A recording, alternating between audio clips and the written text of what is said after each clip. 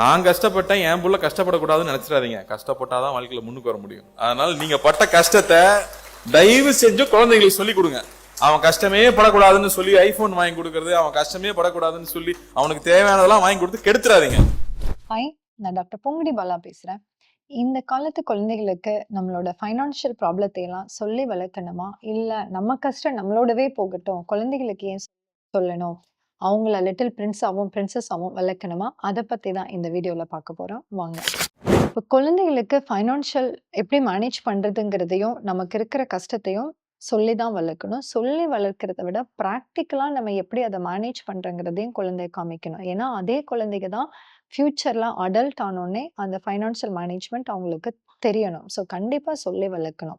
அதுக்காக நம்ம கஷ்டத்தை எல்லாம் போய் அவங்ககிட்ட வந்து புலம்பிட்டு இருக்கணும்னு அவசியம் கிடையாது. ஸோ என்ன பண்ணணும் அப்படின்னா, ஏஜ் அப்ரோப்ரியேட்டா இப்போ ஒரு 3 வயசு குழந்தைகிட்ட போய் எனக்கு கடன் இருக்கு, வேலையே இல்ல, இவ்ளோ கஷ்டம்னு சொல்லி கண்டிப்பா புலம்பக்கூடாது. இப்ப யங் சில்ட்ரனுக்கு இப்போ ஒண்ணு வாங்கி தர சொல்றாங்க.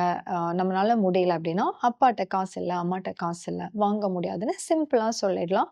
குழந்தைங்க அப்செட் ஆனாலுமே கொஞ்சம் அப்செட் ஆவாங்க, அழுவாங்க. பட் ஓகே, குழந்தைங்க அப்செட் ஆகாம வளர்த்த முடியாது. ஏன்னா, சின்ன வயசுல அப்செட் ஆகி அதிலிருந்து அவங்களே சமாதானம் ஆகி வந்தா தான் ஃபியூச்சர்லயும் நெறைய லைஃப் சேலஞ்சஸ் பார்க்குறப்ப, அத எப்படி ஃபேஸ் பண்றது, அப்செட் ஆனாலும் நெக்ஸ்ட் டே அதுக்கு சொல்யூஷன் கண்டுபிடிச்சு நான் எப்படி அத வெளில வர முடியுங்கிறது கத்துப்பாங்க. ஸோ குழந்தைய அப்செட் ஆகாம எப்பவுமே ஹேப்பியா வச்சிருக்க முடியும்னு எதிர்பார்க்காதீங்க. அது பாசிபிள் கிடையாது. ஸோ யங் சில்ட்ரன்ட்ட என்ட்ட காசு இல்ல, முடியாது அப்படிங்கிறத மட்டும் சொல்லுங்க. இதுவே ஒரு டீனேஜர்ஸ் இல்ல காலேஜ் போற குழந்தைகளுக்குன்னா, என்ன விஷயங்கிறத சொல்லி தான் தீரணும். இப்போ ஒரு காலேஜ் போற பையன் வந்து எனக்கு பைக் வேணும்னு கேட்குறான். அது ஒரு 2 லேக்ஸ் ஆகுது. ஆனா அப்பாவுக்கு வந்து இப்ப 2 லேக்ஸ் மணி இல்ல. ஆல்ரெடி ஒரு மெடிக்கல் எக்ஸ்பெண்டிச்சர்க்காக ஆ நம்ம 3 லேக்ஸ் கடன் வச்சிருக்கோம் அப்படின்னா, கண்டிப்பா அத நீங்க எக்ஸ்ப்ளைன் பண்ணி தான் தீரணும். எனக்கு இவ்ளோ தான் சேலரி வருது. இவ்ளோ செலவு நம்ம பண்ண வேண்டியதா இருக்கு. எஸ்பெஷலி எஜுகேஷனுக்காகவும், மெடிக்கல் எக்ஸ்பெண்டிச்சர்க்காகவும் நம்ம ஒரு மணி சேவ் பண்ணி தான் தீரணும். ஸோ, இப்ப அந்த பைக் அவசியம் கிடையாது. வாங்க முடியாதுங்கிறத நீங்க எக்ஸ்ப்ளைன் பண்ணீங்கன்னா, அந்த டீனேஜர்ஸோ வாட்டெவர் யங்ஸ்டர்ஸ் புரிஞ்சுப்பாங்க.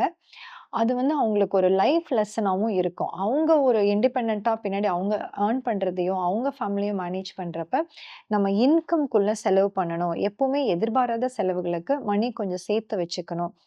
அப்படிங்கிறதையும் அவங்களும் புரிஞ்சுட்டு, அதுக்கு தகுந்த மாதிரி பின்னாடி அவங்களோட வாழ்க்கைய பெட்டரா பிளான் பண்ணி நடத்த முடியும். ஸோ கண்டிப்பா ஃபைனான்ஷியல் இஷ்யூஸ குழந்தைகளுக்கு ஏஜ் அப்ரோப்ரியேட்டா சொல்லணும். நீங்க அத சொல்றப்ப எப்பவுமே வந்து புலம்பக்கூடாது. இப்போ ஒரு 19 வயசு பையன்கிட்டவோ, பொண்ணுகிட்டவோ நமக்கு இவ்ளோ ப்ராப்ளம் இருக்கு, இவ்ளோ கடன் இருக்கு.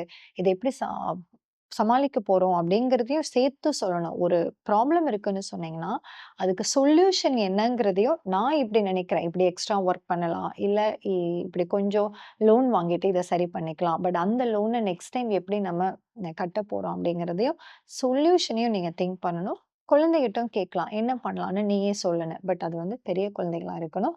Not young children. 10 வயசு கீழ இருக்கிற குழந்தைகிட்ட போய் கேட்காதீங்க.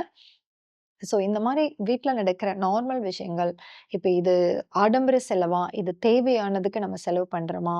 அ அப்படிங்கிறதையெல்லாம் நீங்க அது பேசி இது இம்பார்ட்டன்ட் இல்லைன்னு குழந்தைகளுக்கு அத காமிச்சு பிராக்டிகலா வளர்றப்ப, ஃபியூச்சர்ல அவங்களோட லைஃப்ல பெட்டரா ஃபைனான்ஸ் மேனேஜ் பண்ணுவாங்க.